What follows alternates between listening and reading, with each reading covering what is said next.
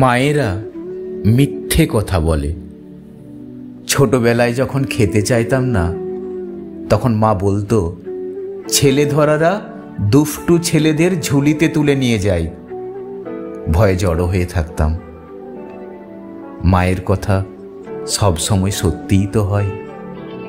তারপর সবার খাওয়া শেষে মার জন্য রাখা শেষ মিষ্টিটার দিকে যখন তাকাতাম, মা ওটা আমাকে দিয়ে বলতো, মায়ের জন্য নাকি আলাদা করে তুলে রাখা আছে। আসলে মায়েরা মিথ্যে কথা বলে। আমার মনে আছে, একবার পুজোর সময় মধ্যবিত্তদের বরাদ্দ বাজেটের চেয়ে দামি একটা জুতো পছন্দ হয়েছিল। মুখে বলিনি, কিন্তু মা ঠিক বুঝেছিল। বাবার হাতে জুতোটা দিয়ে বলেছিল, নিজের জন্য নাকি কিছুই পছন্দ হয়নি।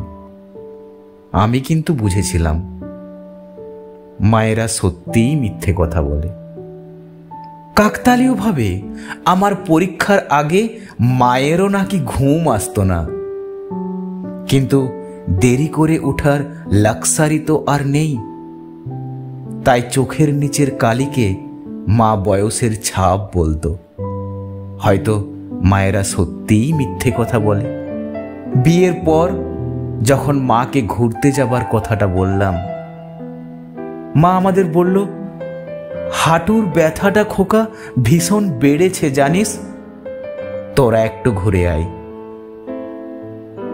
হয়তো মায়েরা মিথ্যে কথা বলে। দিনের শেষে যখন অন্ধকার সিঁড়ির উপর দৌড়ে পেরোই, কারণ মা বলতো, ভয় নেই, অন্ধকার শেষে মা দাঁড়িয়ে আছে।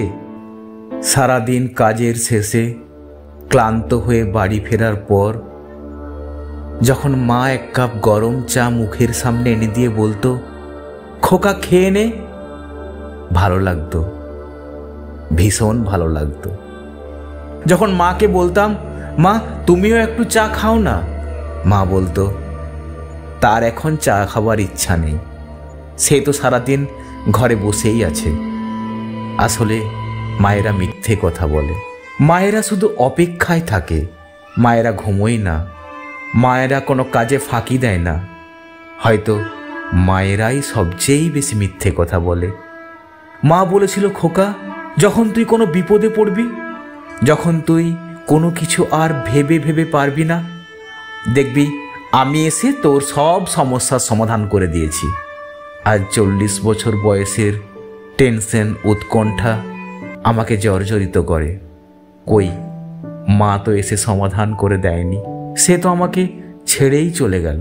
আসলে মা মিথ্যে কথা বলেছিল আমায়। মায়েরা মিথ্যে কথাই বলে। ছোটর থেকে মা বলতো, খোকা আমি তোকে ছেড়ে কখনো যাব না। সেই মা তো চলে গেল, আমাকে একা রেখে দিয়ে এই পৃথিবীতে। তাহলে মা কেন বলতো এই সব কথা, যে খোকা আমি তোকে ছেড়ে যাব না? আসলে মায়েরা মিথ্যে কথা বলে। মায়েরা মিথ্যে কথা বলে।